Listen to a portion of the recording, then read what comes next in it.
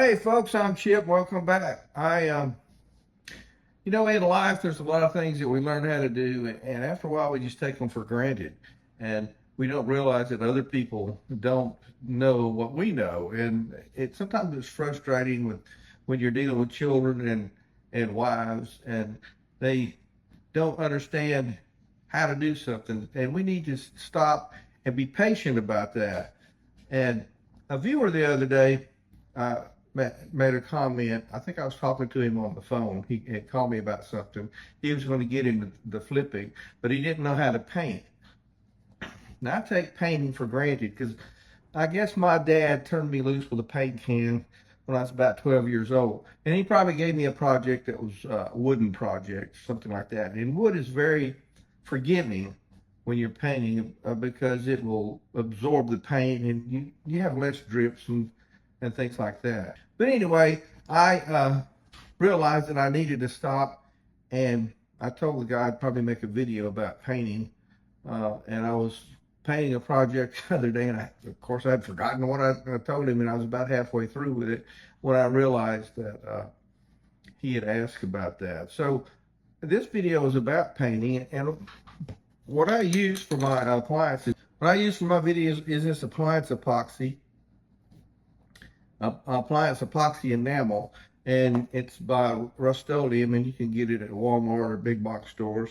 And when you get this stuff, I buy it in like 6 or 8 cans at a time. When you get this stuff, turn it upside down to store it. And that way, any paint that has the heavies settled to the bottom will go to the top in the cabinet. Now, when you start to paint, if you read the directions, it needs to be a certain temperature. And I don't usually worry about that in Louisiana, but in some of the colder places, you need to worry about that. So usually when temperature is between 57 and 97. So there are some times in the summertime when it's a little hotter, but 57 and 97. 57 is pretty cool, so you can use this. But the colder it is, the longer it's going to take to dry. But anyway, this is what I use. It's gloss white. You can get it in different colors, but the gloss white is the one that I use. Now, to use this, if you read the directions, you should shake it for at least 2 minutes. And there is a little marble or glass. It's a pour marble. You can't play marbles with it. There's a little glass ball in here, and when you shake it, it moves around in the liquid and shakes it up.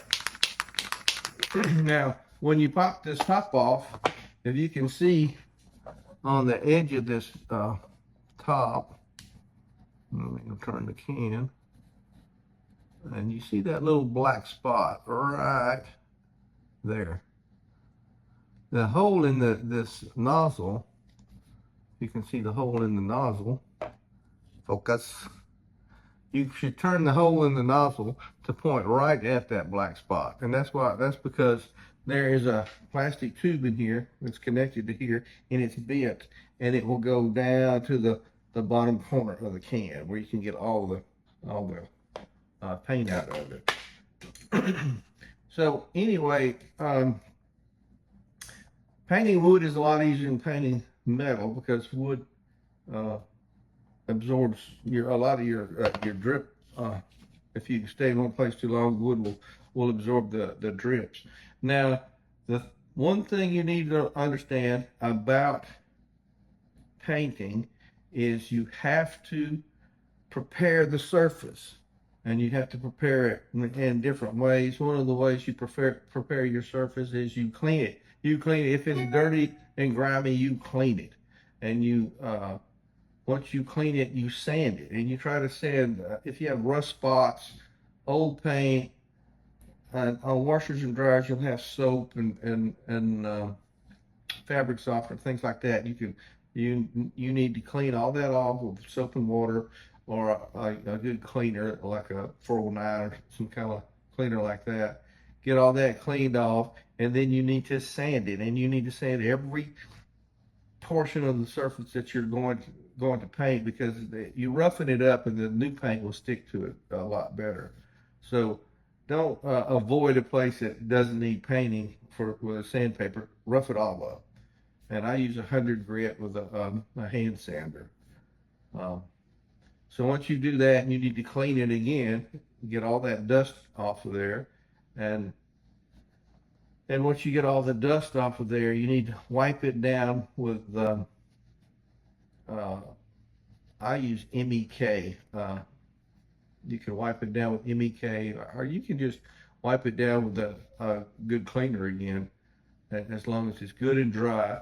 And then you can start painting. And then once you start painting, this is how you paint. This is how I paint. I'll go to the video now so that you can see how I do it. And it takes practice. The best thing you can do is go out there and practice on something. A can of paint's what, $7-8? I don't know, but you're going to have to start somewhere. So get you a washer and dryer and start. And if you mess it up, let it dry. Resand the areas that you've messed up, and paint again. That's all I can say. But it only takes a little practice. And the thing is, you always keep moving, move all the time. Move. Don't stop at anyone's place. And if you stop, it's going to drip, especially on metal. So anyway, let's get to the video. Anyway, where was I? Okay. Yeah, the secret about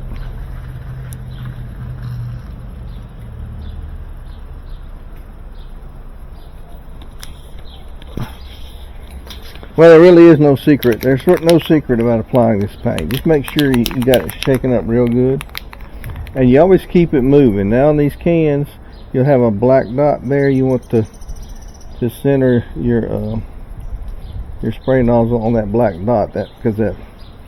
Well, inside they have a plastic tube and it curves down and it goes in this corner so you can get all the paint out. So I already started spraying this thing, and the secret is to keep your can moving. And so I've sprayed down to this point. So what you do is you can spray like that, or you can just keep it moving. And don't spray in one spot too long, because you'll cause drips. But I don't know if you can see that little area right there. You just keep it moving, and you're about 6 to 7 inches away from the area. Now I've got some sanded spots there that I really want to cover.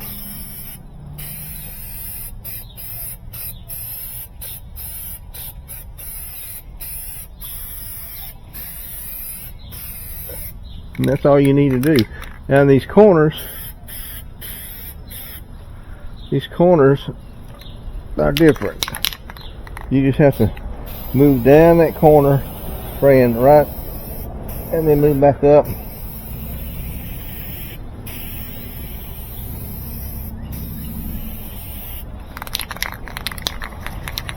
And shake your can every now and then.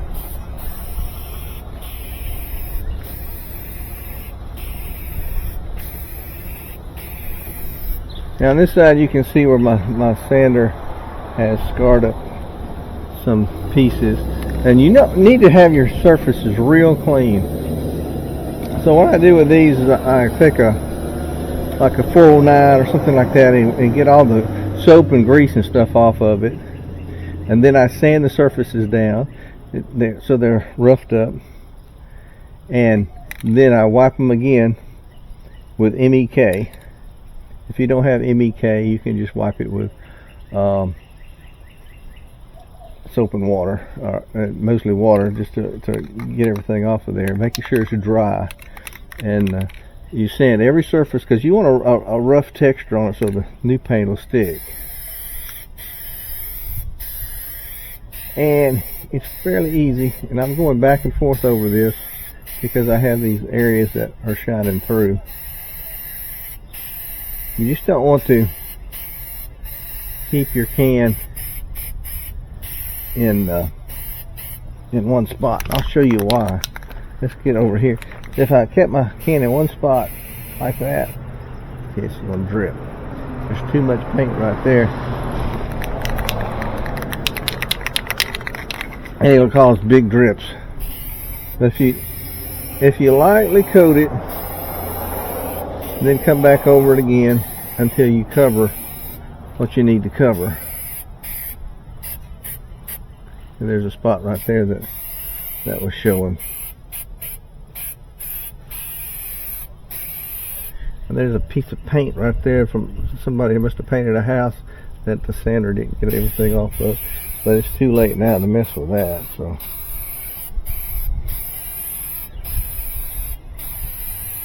and you want to be in a well ventilated area,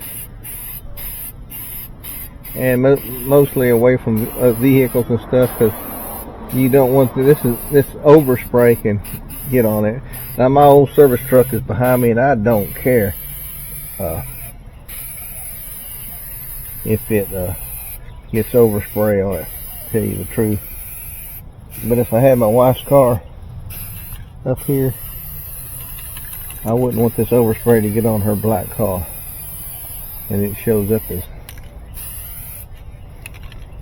what that is right there. I sure don't want that to get on her car, because I'd get myself in trouble.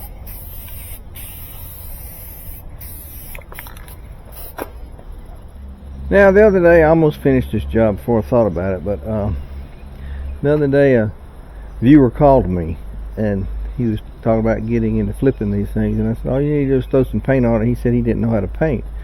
Painting's not a hard thing to do. If you get this appliance epoxy, it matches most of these Whirlpool machines and G's too.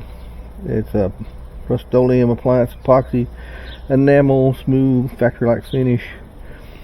And anyway, you know, you got to shake this can, do the directions on the can. Now let me get back to you. I got a customer coming up.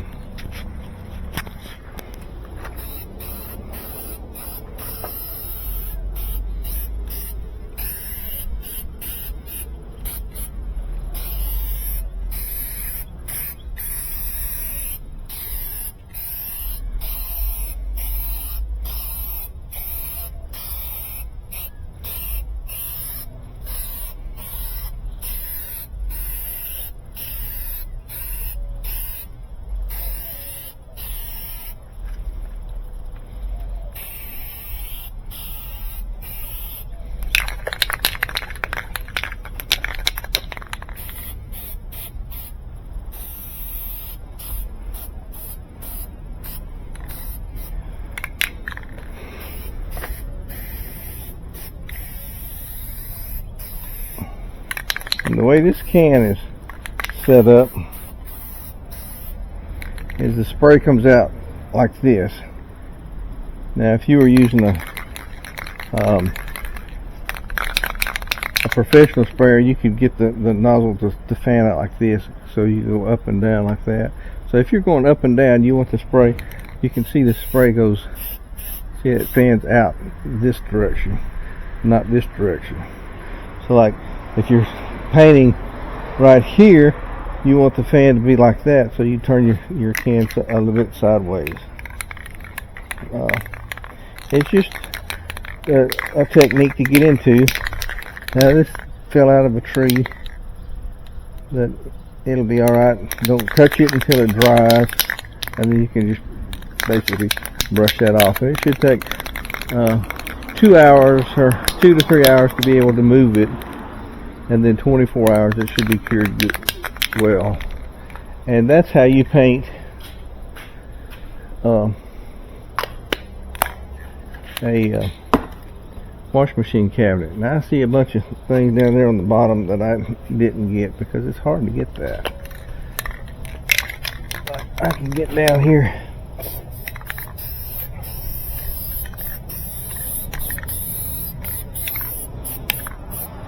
Yeah, I got real close.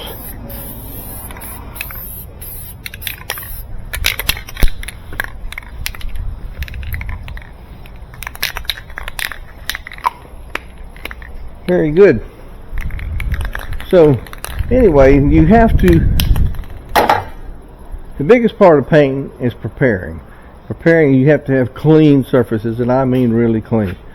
You can't have soap on the surface or anything, or grease spots or anything like that. It has to be clean, sanded down very well almost to the metal. In some places it's going to be in the metal if you're doing these old cabinets. If you had it completely to the metal, it would probably be better to put a primer on there, but you don't have to right now. Anyway, that's how you do you spray paint a cabinet, and hope you get some value in there. If you do, give me a thumbs up. See you on the next one. Chip this out.